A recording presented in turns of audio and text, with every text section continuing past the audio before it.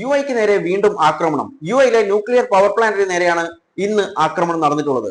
ഈ ആക്രമണത്തിന് പിന്നിൽ ഇറാനാണ്, ഹൂത്തീസ് ആണ്, ഇസ്രായേലിയാണെന്നുള്ള ആരോപണങ്ങൾ പുറത്തു വരുന്നത്. എന്നാൽ ഇന്നത്തെ വീഡിയോയിൽ നമ്മൾ ഡിസ്കസ് ചെയ്യാൻ പോകുന്നത് ഈ ആക്രമണത്തെക്കുറിച്ച് യു ഐ ഗവൺമെന്റ് എന്തൊക്കെ കാര്യങ്ങളാണ്, എന്തൊക്കെ ഇൻഫോർമേഷൻസ് ആണ് പുറത്തു വിട്ടിട്ടുള്ളത് എന്നുള്ള കാര്യമാണ്. നമുക്ക് യു ഐ ഗവൺമെന്റ് പുറത്തുവിട്ടുള്ള ഇൻഫോർമേഷൻസ് ഒന്നൊന്നായി പരിശോധിക്കാം. ആദ്യം തന്നെ ഈ സംഭവം നടന്നിട്ടുള്ളത് അബുദാബിയിലാണ്. അബുദാബിയിലെ അൽ ദഫ്ര റീജിയനിലുള്ള ബരാക്ക ന്യൂക്ലിയർ പവർ പ്ലാന്റിലാണ് ഈ ഒരു ഇൻസിഡന്റ് നടന്നിട്ടുള്ളത്. ഇതൊരു ഡ്രോൺ അറ്റാക്ക് ആണെന്നാണ് യു ഐ ഗവൺമെന്റ് ഇപ്പോൾ പുറത്തുവിട്ടിട്ടുള്ളത്. അതുപോലെ നോ ഇഞ്ചുറീസ് റെക്കോർഡ്, ഇഞ്ചുറീസ് ഒന്നും ഇല്ല എന്നുള്ള കാര്യം കൂടി യു ഐ ഗവൺമെന്റ് പുറത്തുവിട്ടിട്ടുണ്ട്. അതുപോലെ no impact on radiation safety level, അതായത് റേഡിയേഷൻ ലെവൽസ് ഒക്കെ നോർമൽ ആണെന്നുള്ള കാര്യമാണ് പുറത്തുവിട്ടുള്ളത്. അതുപോലെ എല്ലാ തരത്തിലുള്ള പ്രിക്വേഷണറി മെഷേഴ്സും എടുത്തിട്ടുണ്ട് എന്നുള്ള ഒരു കാര്യം കൂടി യു ഐ ഗവൺമെന്റ് പുറത്തുവിട്ടിട്ടുണ്ട്. അതുപോലെ ഫെഡറൽ അതോറിറ്റി ഫോർ ന്യൂക്ലിയർ റെഗുലേഷന് ഉള്ള ഫെഡറൽ അതോറിറ്റി കൺഫേം ചെയ്തിട്ടുള്ളത് ഈ ഒരു തീപിടുത്തം ഉണ്ടായിട്ടുണ്ടെങ്കിലും പ്ലാന്റിന്റെ സേഫ്റ്റിക്ക് ആയിട്ടുള്ള ഒരു പ്രശ്നമോ അല്ലെങ്കിൽ കോർ സിസ്റ്റത്തിനൊന്നും ഒരു പ്രശ്നവും ഉണ്ടായിട്ടില്ല. എല്ലാ കാര്യങ്ങളും, അതായത് എല്ലാ ഫംഗ്ഷൻസും അതുപോലെ എല്ലാ യൂണിറ്റ്സിന്റെയും ഫംഗ്ഷൻസ് നോർമൽ ആയിട്ട് പ്രവർത്തിക്കുന്നു എന്നുള്ള കാര്യമാണ് federal authority for nuclear regulation പുറത്തുവിട്ടിട്ടുള്ളത്. യു ഐ ഗവൺമെന്റ് ഈ ഒരു സംഭവത്തെ എക്സ്പ്ലെയിൻ ചെയ്തത് ഇങ്ങനെയാണ്: A drone strike has caused a fire at an electrical generator at Baraka Nuclear Energy Plant.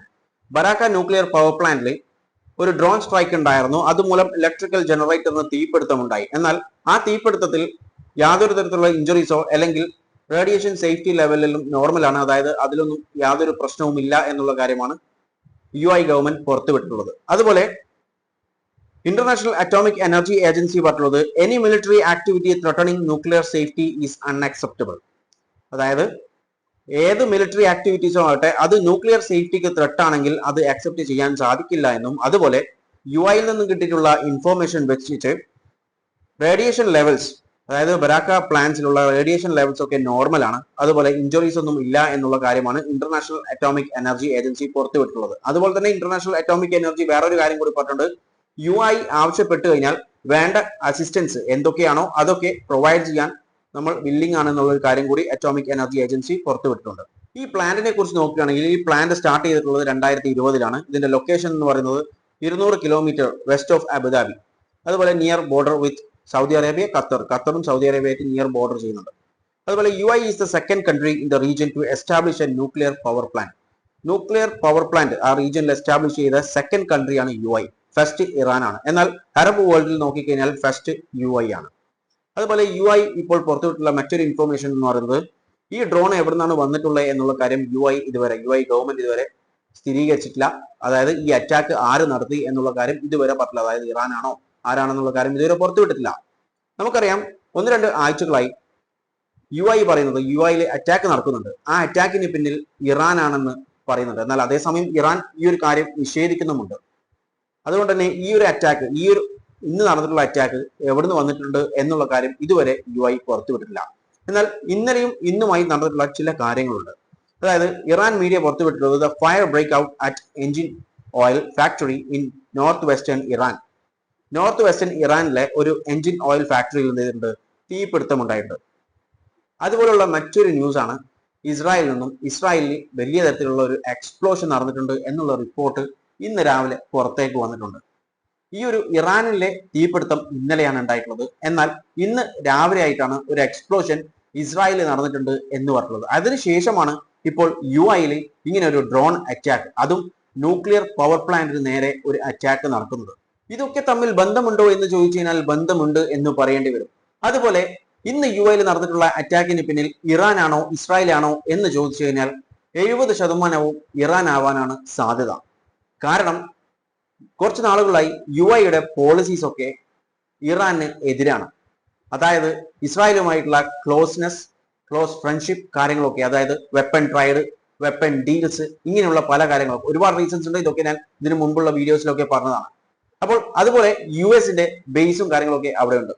അപ്പോൾ ഇതൊക്കെ ആദ്യമേ എടുത്തു മാറ്റണമെന്ന് ഇറാൻ വാർണിംഗ് കൊടുത്തിട്ടുണ്ടായിരുന്നു. അതുപോലെ ഇസ്രായേലുമായിട്ട് ക്ലോസ് റിലേഷൻഷിപ്പ് വെക്കരുത് എന്നുള്ള വാർണിംഗ്സ് ഒക്കെ കൊടുത്തതാണ്. അപ്പോൾ ഈ കാര്യങ്ങളൊക്കെ ഇറാനെതിരായിട്ടാണ് യു ഐ പ്രവർത്തിക്കുന്നത്. ഒരുപക്ഷെ അതുകൊണ്ട് ട്രിഗർ ആയിട്ടാവാം ഇതുപോലുള്ള അറ്റാക്ക് നടന്നുകൊണ്ടിരിക്കുന്നത്. ഇനി ഈ ഒരു അറ്റാക്കിന് പിന്നിൽ ഇസ്രായേൽ ആണോ എന്ന് ചോദിച്ചു കഴിഞ്ഞാൽ അതിനും സാധ്യതയുണ്ട്. കാരണം U S Israel versus Iran എന്ന യുദ്ധത്തിൽ സീസ് ഫയർ പ്രഖ്യാപിച്ചതും അതുപോലെ സമാധാന ചർച്ചയൊക്കെ നടക്കുന്നത് ഒരേ ഒരാളുടെ താല്പര്യപ്രകാരമാണ്, ട്രംപ് അണ്ണന്റെ താല്പര്യപ്രകാരമാണ്. എന്നാൽ ഇറാനോ അതുപോലെ നെതന്യാഹുവിനോ ഇസ്രായേലിനോ ഇതിൽ വലിയ താല്പര്യമൊന്നുമില്ല.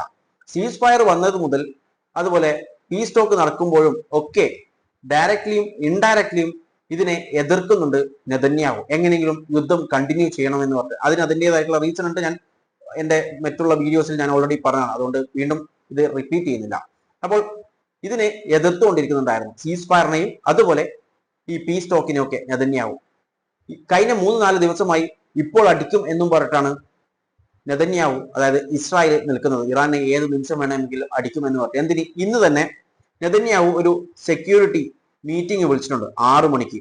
അതായത് report of possible strike on Iran, ഇറാനിൽ ഒരു പോസിബിൾ സ്ട്രൈക്ക് നടക്കാനുള്ള പോസിബിലിറ്റി ഉള്ളത് കൊണ്ട് തന്നെ ഒരു സെക്യൂരിറ്റി മീറ്റിംഗ് ഇന്ന് 6 മണിക്ക് നെതന്യാഹു വിളിച്ചിട്ടുണ്ട്. അതിൽ എന്തൊക്കെ കാര്യങ്ങൾ ഇനി വരുമെന്ന് കണ്ടറിയേണ്ടി വരും. അപ്പോൾ ആദ്യം മുതലേ സീസ് ഫയർ ആവട്ടെ അല്ലെങ്കിൽ അതിനുശേഷമാവട്ടെ എല്ലാത്തിനെയും എതിർത്തുകൊണ്ടിരിക്കുന്ന അല്ലെങ്കിൽ അത്ര വലിയ മനസ്സൊന്നും ഈ നെതന്യാഹുവിനില്ല. അപ്പോൾ എങ്ങനെയെങ്കിലും ഒരു പ്രൊവോക്കേഷൻ ഉണ്ടാക്കി ഈ യുദ്ധം വീണ്ടും തുടങ്ങുക എന്നൊരു ലക്ഷ്യം നെതന്യാഹുവിന് ഉണ്ടാവാം.